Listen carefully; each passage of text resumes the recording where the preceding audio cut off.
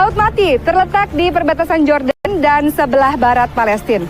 Laut Mati disebut sebagai Laut Mati sebab dengan kadar garam yang sangat tinggi tidak ada satu makhluk pun yang dapat hidup di dalamnya. Dan menurut versi lain, kenapa Laut Mati disebut Laut Mati? Sebab di sekitar tempat ini terdapat sebuah kaum yang Allah azab karena kaum tersebut tidak beriman kepada Allah Subhanahu wa taala. Nabi Lut alaihissalam adalah anak saudara dari Nabi Ibrahim alaihissalam. Diutus oleh Allah Subhanahu wa taala untuk berdakwah bagi kaum Sodom, sebuah kaum yang mengerjakan pekerjaan maksiat yang sangat luar biasa. Mereka mencintai sesama jenis. Nabi Lut alaihissalam telah berulang kali berdakwah kepada mereka, meminta mereka menghentikan perbuatan tersebut. Namun kaum Sodom sama sekali tidak mendengarnya. Kaum Sodom justru mengatakan kepada Nabi Lut alaihissalam, berikan saja azab Tuhanmu kepada kami. Maka Nabi Lut alaihissalam pun berdoa kepada Allah Subhanahu wa taala agar menurunkan azab bagi penduduk Sodom. Suatu ketika, datanglah 3 orang laki-laki yang berwajah rupawan ke rumah Nabi Lut alaihissalam.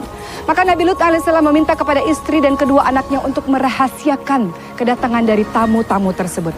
Namun, istri dari Nabi Lut alaihissalam adalah seorang istri yang berkhianat. Ia menceritakan kepada seluruh penduduk Sodom bahwa ada tamu yang berwajah rupawan di rumah suaminya, di rumah Nabi Lut alaihissalam.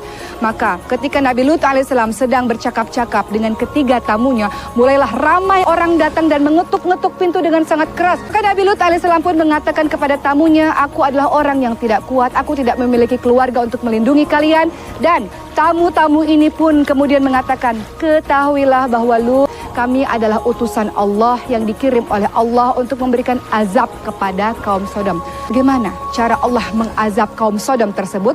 Allah kemudian memberikan gempa bumi yang sangat dahsyat. Orang-orang mulai berteriak dan mulai menyadari bahwa Nabi Lut alaihissalam adalah Nabi Allah Subhanahu wa taala, bahwa Nabi Lut alaihissalam semua perkataannya adalah benar, namun semua telah terlambat.